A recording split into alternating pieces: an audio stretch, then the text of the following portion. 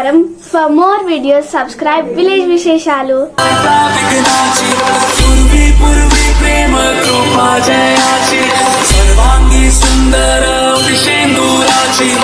భారతదేశ తెలంగాణ రాష్ట్ర రాజధాని హైదరాబాద్లోని ఖైరతాబాద్లో ప్రతి సంవత్సరం వినాయక చవితి సందర్భంగా ఏర్పాటు చేసే వినాయకుడు 11 రోజుల పాటు జరిగే ఈ ఖైరతాబాద్ గణేష్ ఉత్సవ మేళలో రాష్ట్రంలోని ఇతర ప్రాంతాల నుండే కాకుండా భారతదేశంలోని ఇతర రాష్ట్రాల నుండి వేలాది మంది భక్తులు వచ్చి ఈ భారీ ఎత్తైన వినాయకుడిని దర్శిస్తారు.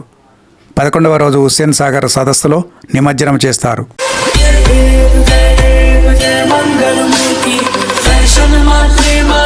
1954లో ఖైరతాబాద్ కౌన్సిలర్గా ఉన్న సింగరి శంకరయ్య ఈ గణేష్ ఉత్సవాలను నిర్వహించడం ప్రారంభించాడు. 1954లో 1 అడుగు ఎత్తు విగ్రహంతో మొదలుపెట్టిన ఉత్సవాలు 60 ఏళ్ళు వరకు ఒక్కో అడుగు పెంచుతూ 2014 నుండి ఒక్కో అడుగు తగ్గిస్తూ వస్తున్నారు. విగ్రహాల ఎత్తు తగ్గిన రూపకల్పనలో ప్రతి సంవత్సరం వైవిధ్యతను చాటుతున్నారు. ప్రస్తుతం శంకరయ్య సోదరుడు సింగరి సుదర్శన్ వినాయకుడి ఏర్పాట్లు చూసుకుంటున్నాడు. ఆనవాయితీ ప్రకారం ఉదయం పద్మశాలీలు పూజలు నిర్వహిస్తారు. 60 అడుగుల భారీ చేనేత నూలు కండువ, 60 అడుగుల గాయత్రి యజ్ఞోపవీతాన్ని చేనేత కార్మికులు ప్రత్యేకంగా చేయించి ఖైరతాబాద్ గణనాథునికి సమర్పిస్తారు.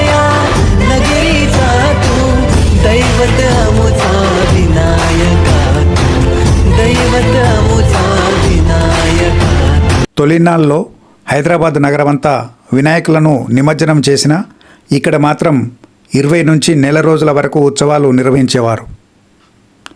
1960లో ఏనుగుపై ఊరేగిస్తూ సాగర్కు తీసుకెళ్లి నిమజ్జనం చేశారు. 11 అడుగుల విగ్రహాన్ని తయారు చేసినప్పుడు రాష్ట్రంలోని అన్ని ప్రాంతాల నుంచి పెద్ద ఎత్తున ప్రజలు తరలివచ్చారు. 1982లో భాగ్యనగర్ గణేష్ ఉత్సవ కమిటీ ఖైరతాబాద్ ఉత్సవ నిర్వాహకులను కలిసి 11 రోజులకే నిమజ్జనం చేసేలా ఒప్పించారు. 1982లో 2 పడవలను కలిపి వాటిపై విగ్రహాన్ని హుస్సేన్ సాగర్ మధ్యలోకి తీసుకెళ్లి నిమజ్జనం చేశారు.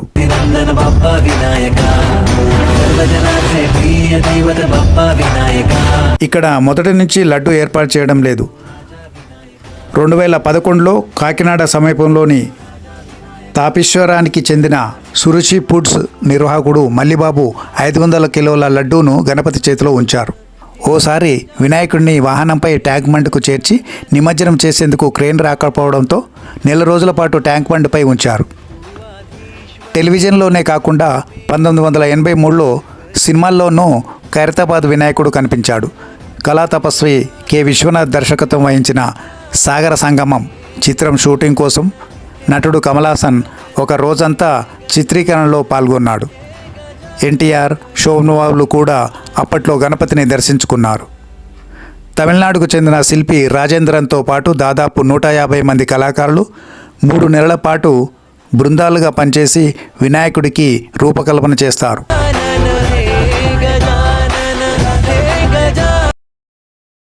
ప్రస్తుతం ఖైరతాబాద్ గణపతి ఉత్సవాలు ప్రారంభమై 70 ఏళ్ళు పూర్తి చేసుకుంది. ఈ సందర్భంగా ఈసారి 70 అడుగుల విగ్రహాన్ని ఏర్పాటు చేశారు. 7కు ప్రాధాన్యత ఇస్తూ 7 తలలు, 7 సర్పాలు, ఒకవైపు 7 చొప్పున మొత్తం 14 చేతులతో ప్రతిమను తయారు చేశారు. సుమారు 80 లక్షల రూపాయలు ఖర్చవుతుంది. 60 ఏళ్ల వేడుకల సమయంలో 60 అడుగుల ఎత్తు విగ్రహం తయారు చేశారు. తదుపరి ఒక్కో అడుగు చొప్పున తగ్గించి 40 అడుగులకు తేవాలని యోచించినా అది కుదరలేదు. 2020లో కోవిడ్ కారణంగా విగ్రహం ఎత్తును 11 అడుగులకే పరిమితం చేశారు. విగ్రహానికి వాడుతున్న వస్తువులు 30 టన్నుల స్టీలు, 10 ట్రాలీల ఇసుక, 80 కిలోల సుతిలితాడు, 2000 గోనె సంచులు, గుజరాత్ నుంచి తీసుకొచ్చిన 30 కిలోల 1000 సంచుల మట్టిని వాడారు. సుమారు 250 మంది విగ్రహ తయారీలో పాల్పంచుకుంటున్నారు. పిఓపి లేకుండా మట్టి సహజ రంగులు వాడుతున్నారు.